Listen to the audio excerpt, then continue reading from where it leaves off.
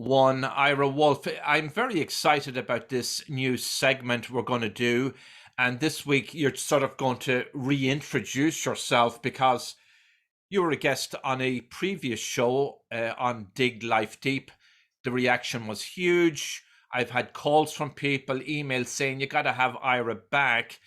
Well, we're not going to have you back for full shows for now, but you're going to do a segment for us every week on workforce trends and the business environment, and it's Future Shock 2.0 is what we've come up with. That's a great name. Future Shock was the name of the famous book by Alvin Toffler called Future Shock. You are a prolific author, workforce trends expert, and top 5 global thought leader on the future of work and HR. And HR is shorthand for human resources, as if anybody needs reminding, some might. You're also a TED Talk speaker, and you have your own podcast. Busy person. Tell us about yourself, and we'll take it from there. Hey, thanks very much, John. Yeah, it's great to be back, and I'm thrilled to know that people were listening and wanted me to have me back on here. I've been studying this following this. I can't say studying it, but researching and following workforce trends for most of my career, for at least 25 years, to find out what was happening. About 20 years ago, I coined the term perfect labor storm to predict, kind of forecast. It wasn't a prediction, but forecast where things would be going, and wrote a second edition. And then my last edition was recruiting in the age of Googlization. And Googlization really became that convergence of people, technology, and business, which is where we are now. But I love that we settled on this future shock. For any younger listeners who, and there's probably a lot of them out there, a little younger than us, future shock was a pretty big deal in the late 60s and 1970 with Alvin Toffler. And the definition of it makes total sense.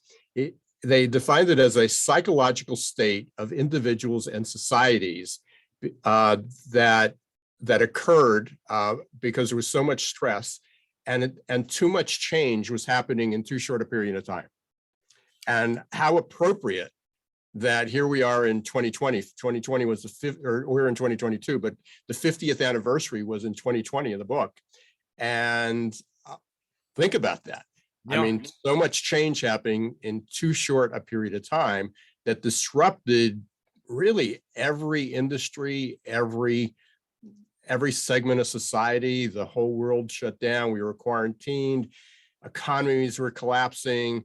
We still managed to somehow still have wars, through that. Sadly. But yeah, I mean, there wasn't a phase of our life that wasn't disrupted, and we're feeling the impact of that with mental illness and stress and burnout, and people couldn't wait for the pandemic to end. And now I think many are sorry that it actually ended, because life is very, very different and will continue to be different. And that's what we're going to talk about.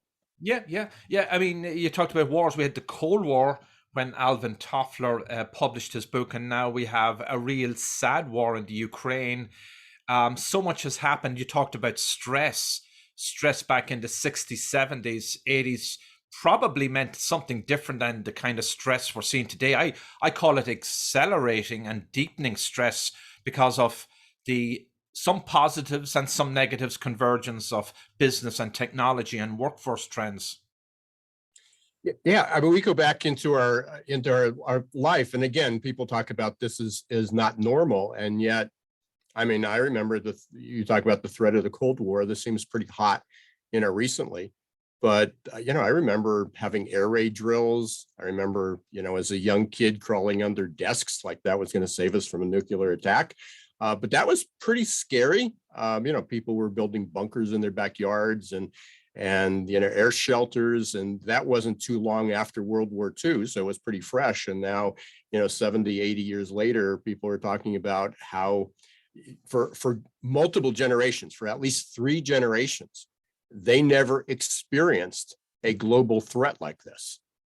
And yet for, older baby boomer, it's pretty normal. So we're going to be talking about the impact of that, why these things may be different. And obviously I know you and I love talking about this, so we should have some exciting segments coming up. No, I think it's going to be very exciting. And your own podcast is extremely popular, and you cover these topics on another level, and you've guests on your show as well.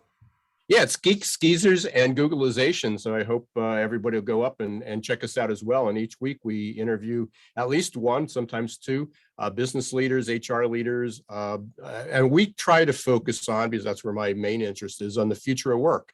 So it has to do with everything from where you're going to find people to what work is and what organizations are going to look like and how people are going to be paid and how work gets done and what careers and education, all of those things. So our new segment is Future Shock 2.0. And just to repeat, you are a prolific author, workforce trends expert, and top 5 global thought leader.